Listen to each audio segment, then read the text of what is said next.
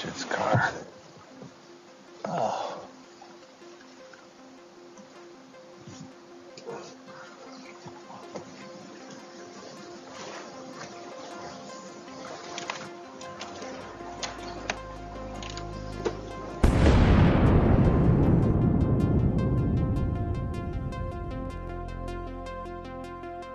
There is a dark and mysterious loch, buried deep within the Highlands of Scotland.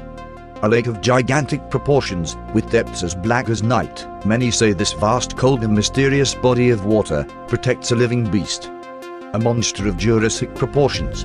The lake is known as Loch Ness. It is a long, narrow lake, southwest of Inverness. It is the second largest loch in Scotland by surface area and the largest by volume of water. Loch Ness actually holds more water than all of the other lakes in Great Britain combined. Because of its depths, most of the water stays at a steady temperature of about 44 degrees Fahrenheit. Only the top 100 feet or so varies in temperature. It will never freeze. Our world lay within this loch, out of reach but never changing, landlocked but once connected to the vast oceans of Earth, an astounding 755 feet at its known deepest point. The water is so dark due to high levels of peat in surrounding soils. The breadth, depth, low visibility, and constant temperature make it a prime environment for an elusive monster. Standing on the shore, the deep colors of the water conjures feelings of the abyss. It appears bottomless.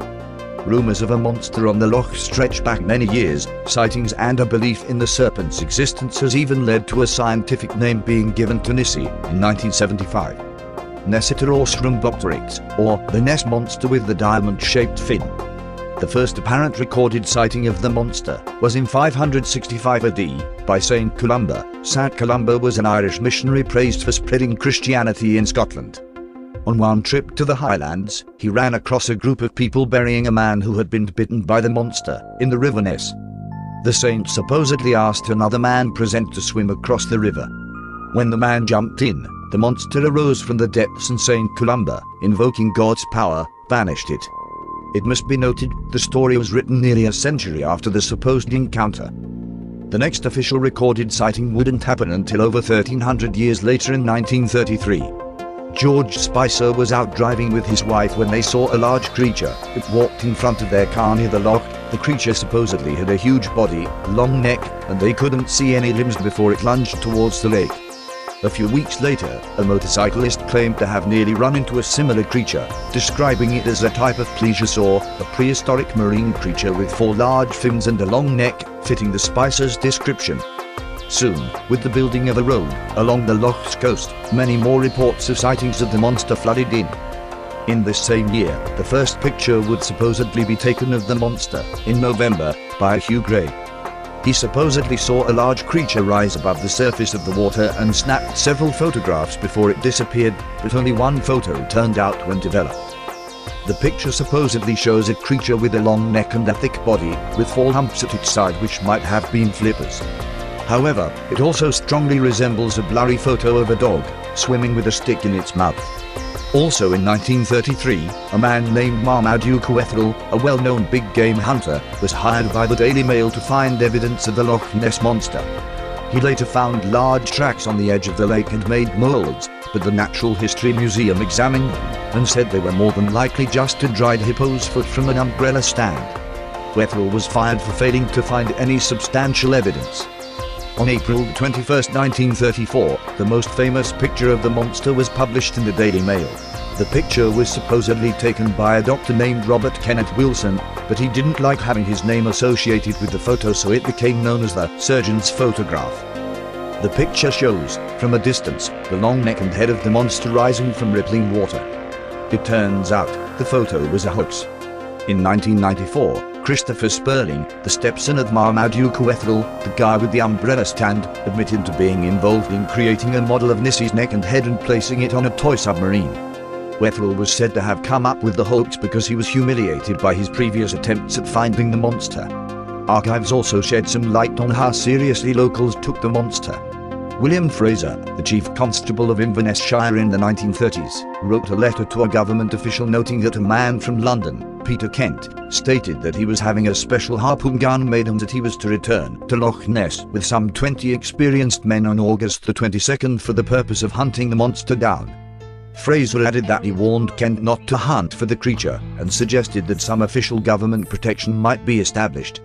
Since then, countless videos, photos, and eyewitness accounts have emerged claiming to prove the existence of the Loch Ness monster. In 1954, the first contact via sonar was made on Rival 3, a fishing boat. 480 feet below the boat, a large object was seen keeping pace with the boat's speed. In 2011, sonar contact was made again by Marcus Atkinson, who saw an object about 5 feet long and 75 feet below the surface. It kept pace with his boat for 2 minutes before it disappeared. The sonar image has been examined and critics have dismissed it as an algae bloom. It could have also been a large sturgeon.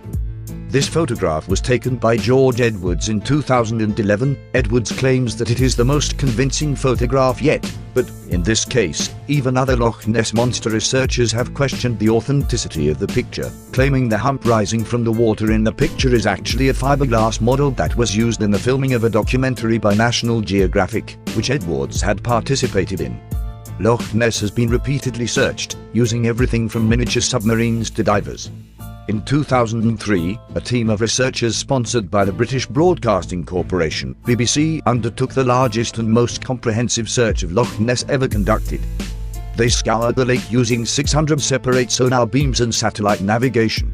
One of the lead searchers, Ian Florence, was quoted in a BBC News release: "We went from shoreline to shoreline, top to bottom on this one. We have covered everything in this loch, and we saw no signs of any large animal living in the loch."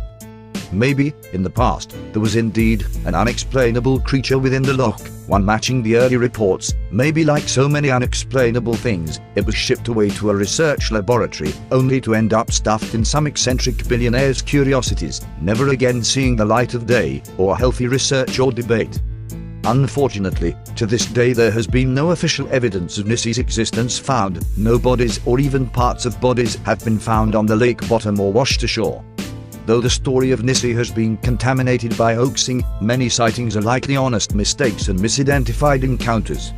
On the other hand, maybe some, just a rare few, have been lucky enough to have captured a glimpse of one of the world's most elusive cryptids.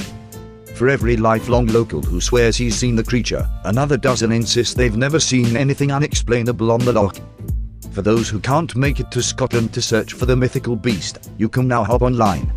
The Loch Ness is now on Google Street View, meaning you can explore just about every inch of Nessie's home, which extends about 23 miles (37 kilometers), while sitting behind a computer. Such digital adventurers can search above and below the surface of the lake, connected to the River Owich to the south and the Bunnon Arrows to the north. I will leave a link in the description. Happy hunting! Oh, and if you do manage to catch a glimpse of her, be sure to let us know. As always, thanks for watching.